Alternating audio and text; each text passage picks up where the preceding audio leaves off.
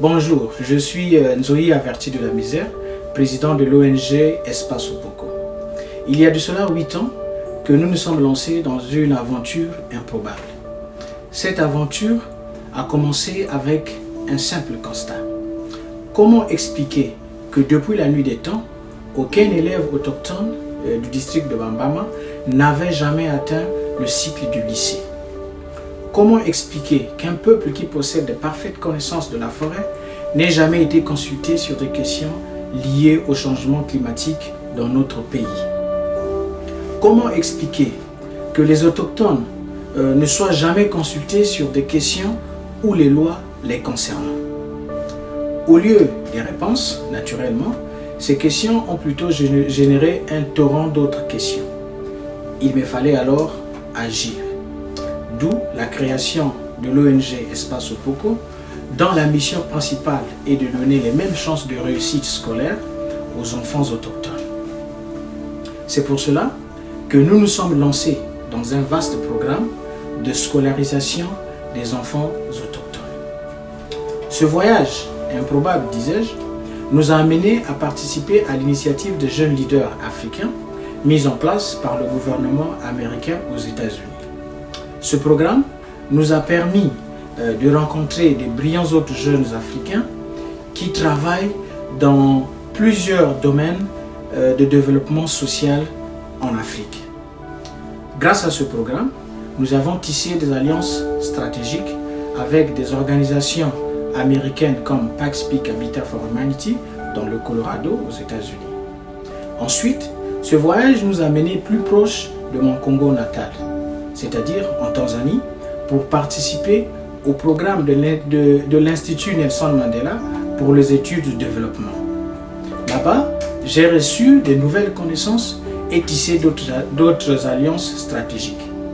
En somme, ces différents programmes ont permis la fortification de ma foi en l'approche endogène quant à la résolution des problèmes des peuples. De retour au Congo, je me suis lancé dans l'enrôlement des enfants autochtones en âge d'aller à l'école. Au début, les échanges avec les différentes familles autochtones n'ont pas été faciles.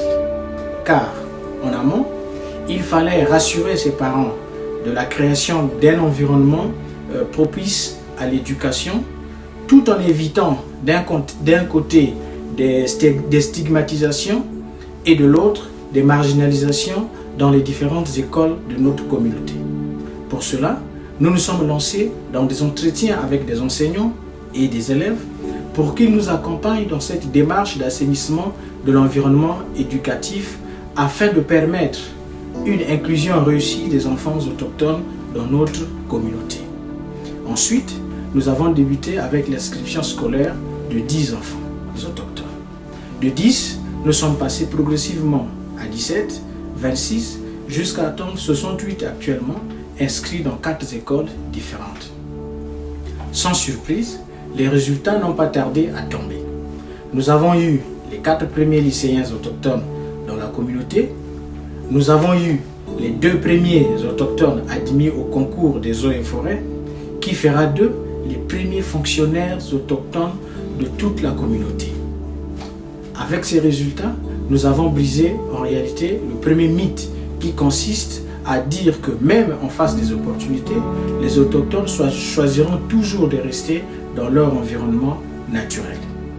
C'est en fait ce mythe qui garde le statu quo et encourage les gens à fermer les yeux devant les difficultés que rencontrent les peuples autochtones dans leur vie quotidienne. Les résultats de ce voyage improbable ne seraient pas possibles sans la confiance que chacun de vous a placée en moi et la volonté des différentes familles autochtones de continuer à travailler pour changer le statu quo. Pour cela, je me joins à ces enfants et leurs familles pour vous dire merci. Bonne et heureuse année à vous et à votre famille.